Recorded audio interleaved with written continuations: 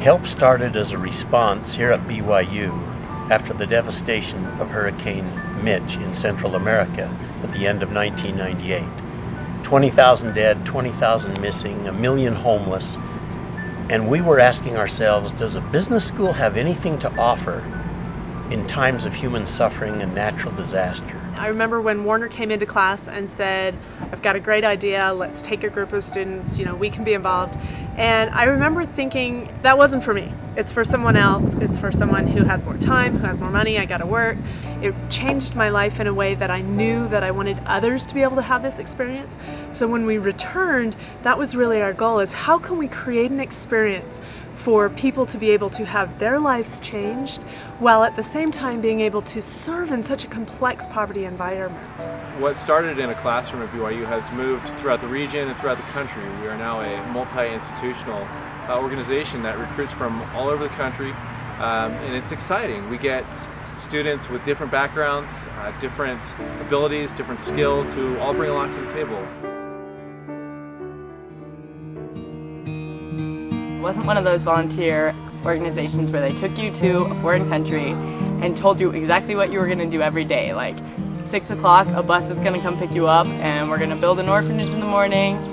With Help International, what they do is they kind of formulate the projects when you get there, and they find out who's working, who can do what, and they formulate the projects around the volunteers that they have. The whole point of seeking out people in order to figure out what it is that they need rather than what it is we want to help them with was really appealing to me. So I really got to get out of HELP what I wanted, and they were able to get what they needed out of me as a volunteer.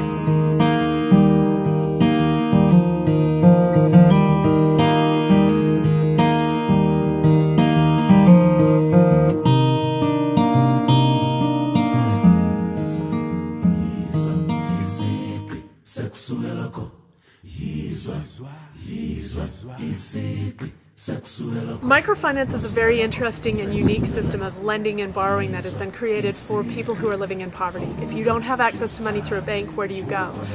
What microfinance does is it allows people who would otherwise have to go to a loan shark or find friends and family, that they can actually go to a financial system. Once I saw the women receive the loans and what people did with the money and what students were able to do to help organizations grow, I loved it, and so I went on to become a professor and to teach microcredit to undergrads and grad students, and more importantly to help students go on projects and continue to do similar things to what helped it.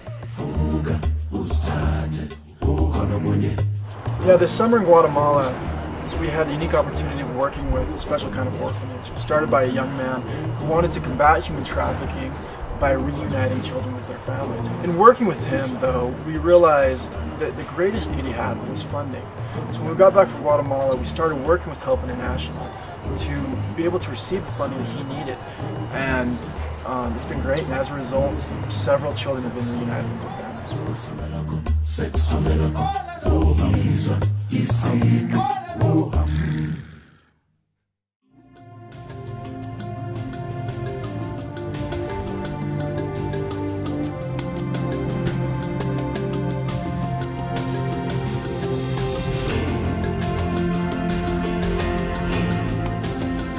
Our Adobe Stove projects are an example of a volunteer-based initiative.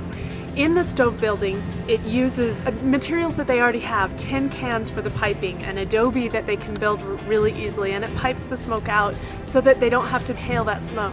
In 2005, we helped to build 8 stoves, and then the community made 3 stoves.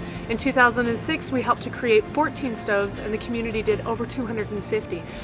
By 2007, we helped to create 21 stoves, and there were over 450 stoves that were made that year.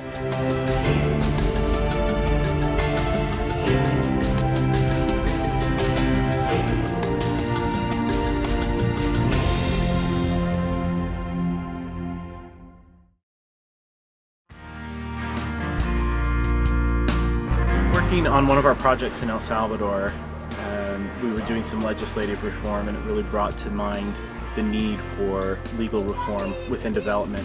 It also changed me forever, as I said, and I have kept doing microcredit, kept being involved with students doing microcredit, students doing volunteer work, students making a difference in other countries. That then spurred an interest in law school, and so once I went to law school, of course I had a lingering interest in management skills that related back to my experience leading our team in El Salvador. I've seen the changes in many volunteers' lives as they have experiences with Help International, but I've particularly seen it up close with my own children. Each of them has changed the way they see the world. They've changed the way they see themselves. It's changed their lives in a very positive way.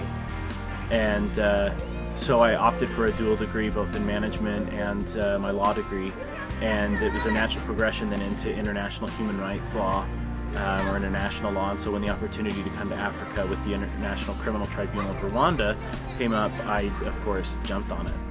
How it will affect me in the long run is making me a more proactive person when it comes to seeking out a cause rather than waiting for a cause to come and find me.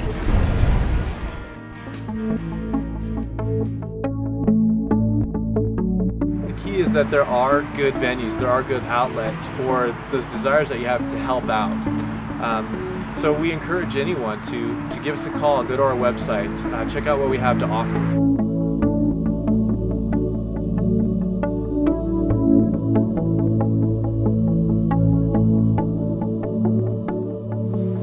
We've learned that each of us can make a difference. We may not be able to do everything, we can each do something. And we have come to fully understand what Gandhi meant when he said, "You must be the change you wish to see in the world." We're trying to live integrated lives, not isolated lives.